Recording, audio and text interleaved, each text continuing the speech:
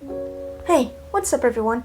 It's February, but I'd like to call it Faro February. And that's because mostly this month I'll be talking about the Faro Shuffle, also known as the Perfect Shuffle.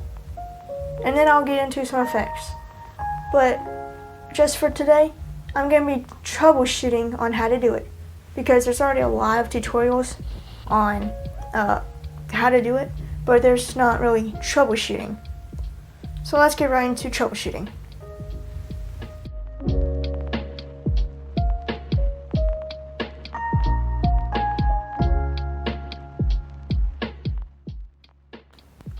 Alright, so this is troubleshooting, but I will leave some other tutorials in the description below. Okay, so one reason why your cards may not be faroing is because of the deck you're using. So like this red one right here, it does not faro, and I have tried multiple times to get it to faro.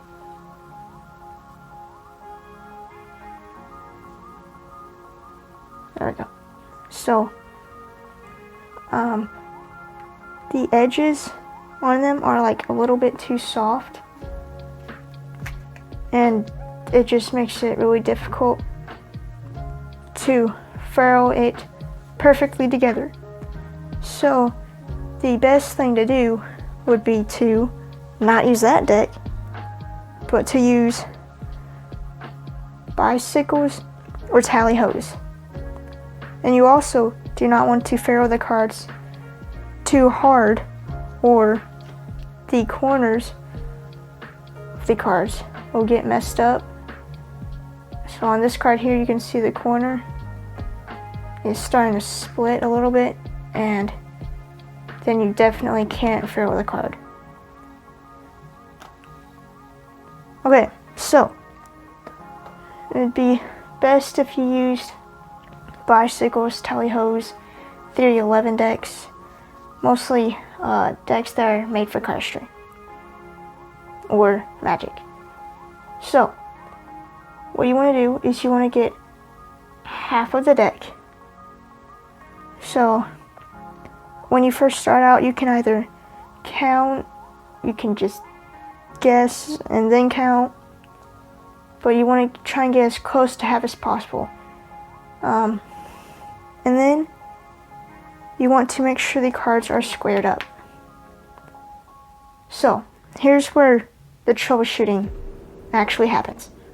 So in tutorials, they will tell you which hand goes on top.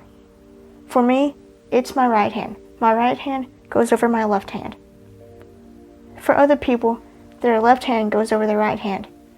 And this is not a if you're lefty or righty thing. It just has to do with how your body kind of works. But for me, it's my right over my left.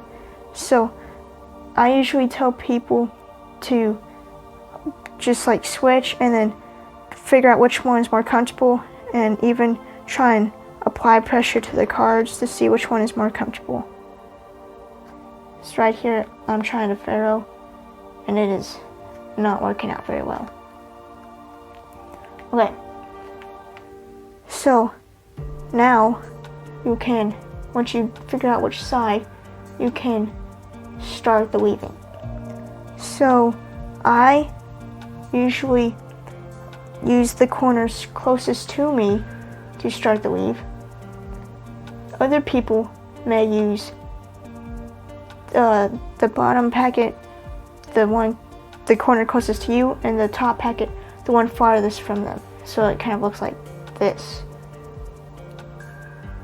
And that works well too.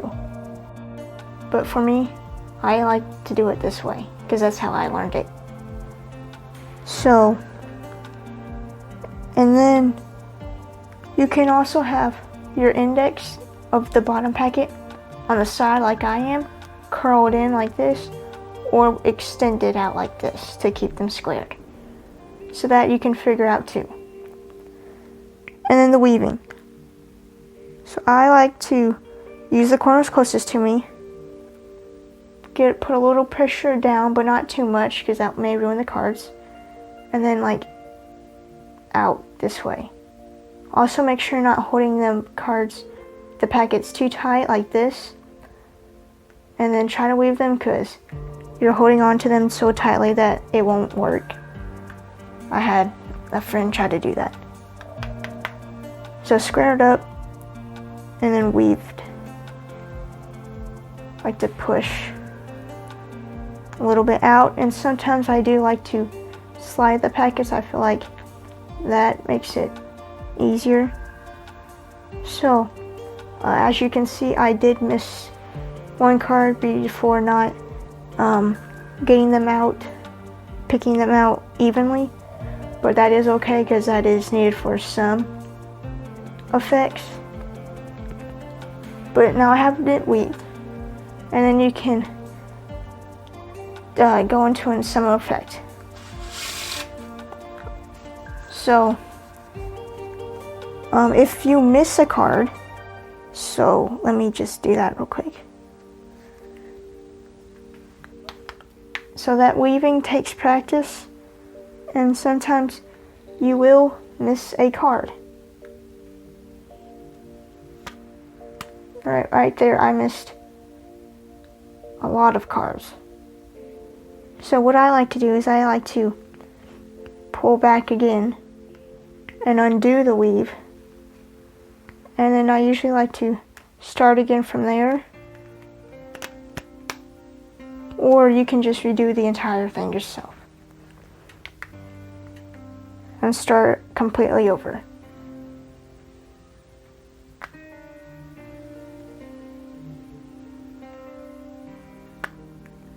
There, got it.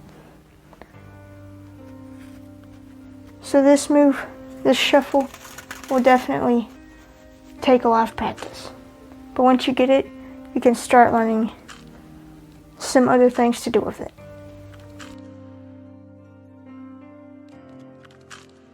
Alright, here's a different angle. Hopefully a better one than what I've been showing you. So you break off about half, or you can count. And then you square up, figure out which hand you prefer to go on top of the other. You can push, missed card. You can push out to your left or your right to weave. You can slide the packets to weave. Then if you miss a card, you can go back out again to undo that weave, and then try to do it again.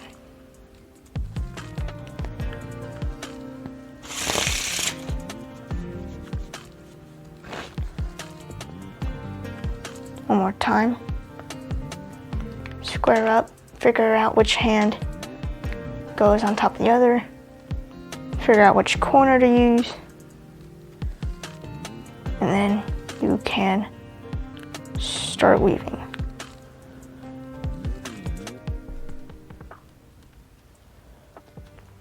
And next week, you will learn some effects you can do with this move.